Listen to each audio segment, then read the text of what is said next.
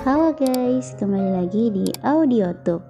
Di video kali ini saya akan melanjutkan cerita dari Terjerat Cinta Tuan Muda Arogan episode 22.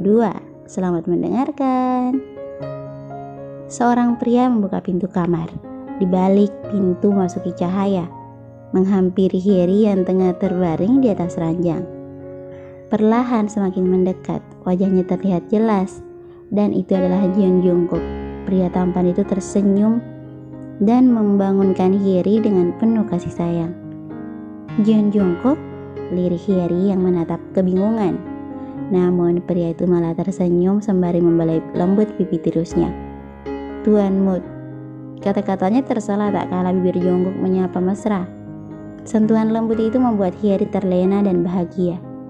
Rasa hati ingin terbang, tak kalah kerinduan ini terbayarkan dengan perlakuan manisnya. Tak lama tautan itu berakhir. Jungkook melepas secara perlahan sambil menatap Harry sangat dalam. Pria itu juga mengusap perut Harry yang sudah membesar. Harry, kau adalah milikku dan akan selamanya begitu, ucap Jungkook yang kemudian semir dan menjauh. Ia tiba-tiba hilang di balik kegelapan dan pada saat yang bersamaan Harry terbangun di sepertiga malamnya. Jangan pergi. Harry terbangun dengan air mata yang tiba-tiba membasahi pipinya.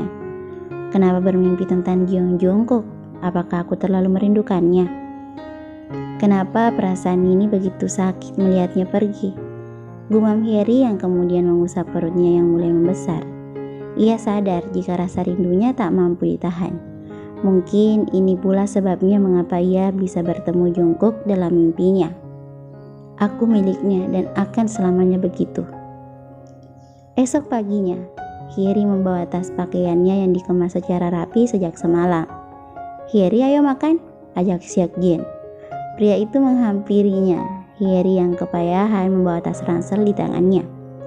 Kim Seokjin, sebelumnya aku berterima kasih karena kau telah menolongku dan memberi tempat untukku tinggal, ucap Harry sambil melirik sang ibu yang juga menatapnya di meja makan. Apa maksudmu, He? Tanya ibunya. Setelah aku pikir-pikir, aku tidak bisa melanjutkan ini semua.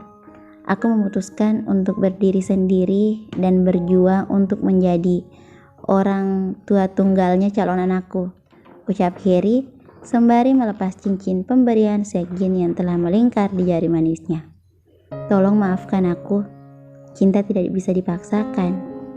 Aku terlalu takut untuk jatuh cinta lagi, lirik Harry yang kemudian memberi penghormatan untuk Seokjin dan tersenyum padanya, walau air mata menetes di pipinya.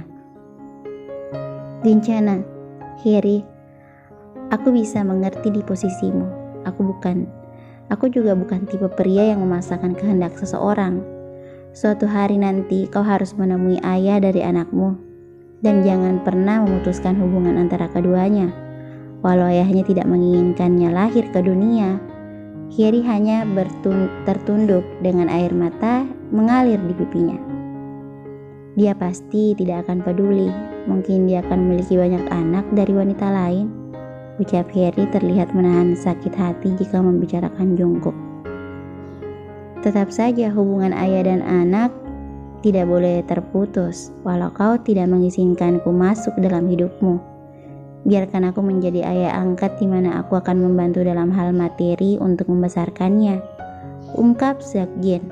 Jangan, aku tidak mau kau terbebani dengan anak yang bukan darah dagingmu, tolak Harry.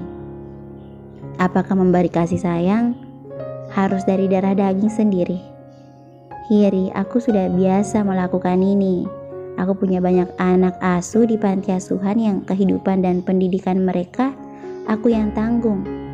Lagi pula kekayaan keluargaku tidak akan habis untuk memberi mereka hak yang sama seperti anak lainnya, imbu Seokjin.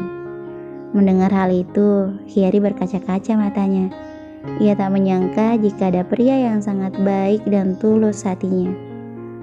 Meski aku masih mencintaimu, He, tapi aku sadar jika cinta tidak harus memiliki. Aku berdoa semoga suatu hari nanti kamu dan anakmu bisa mendapatkan hak kalian. Sudah, jangan menangis, liris Seokjin sambil menghapus air matanya. Seokjin adalah pria dengan pemikiran dewasa dan bijak. Sisi lain yang istimewa darinya, tapi sayang jika Hyeri tidak bisa memaksakan kehendaknya. Bukan ingin menemui Jungkook, karena Hyeri paham betul jika ia tidak bisa menahan sakit hati untuk menemui ayah dari anaknya yang sudah bahagia dengan wanita lain. Di sini Hyeri masih belum tahu tentang kebenaran dan musibah apa yang dialami Jungkook. Hyeri bukan tipe orang yang menghabiskan waktu untuk menonton televisi hingga dia tidak tahu sama sekali tentang berita tersebut. Rumah sewa ini cukup nyaman kan? Tanya Seokjin. Seharusnya sewa rumah yang lebih kecil dan sederhana lagi, pinta Hyeri yang merasa tak enak hati akan kemurahan Seokjin. Hyeri, lagi pula anakmu itu laki-laki, pasti nanti dia akan suka berlari-larian dan bermain di dalam rumah. Maka aku memilih rumah ini yang cukup luas untuk kalian berdua tinggal. Lagi pula letak rumah sewaku tidak jauh dari kantorku, jadi aku bisa sering datang ke sini untuk mengajak anakmu bermain. Anakmu tidak akan kehilangan sosok figur seorang ayah. Keke Seokjin, sungguh pria yang sangat baik hingga membuat Hyeri tak kuasa menahan tangis harunya. Besok aku akan meminta pekerja untuk merenovasi rumah ini dan mengisi barang-barang kebutuhanmu selama tinggal di sini, ungkapnya. Jangan, ini sudah cukup. Kau tidak perlu melakukannya, tolak Hyeri. Kalau kau tidak mau menerima bantuanku, maka pilihannya kau harus menikah denganku dan tinggal bersamaku. Sudahlah, jangan menolak. Lagi pula harta kekayaanku tidak akan habis hanya untuk ini, ungkap Seokjin sambil tersenyum sangat manis, memancarkan aura kebijaksanaan dalam tuturnya. Rumah sewa yang letaknya cukup strategis untuk Hyeri memulai kehidupan baru, membesarkan anaknya. Ini jauh lebih membuatnya tenang sambil menunggu kelahiran anaknya.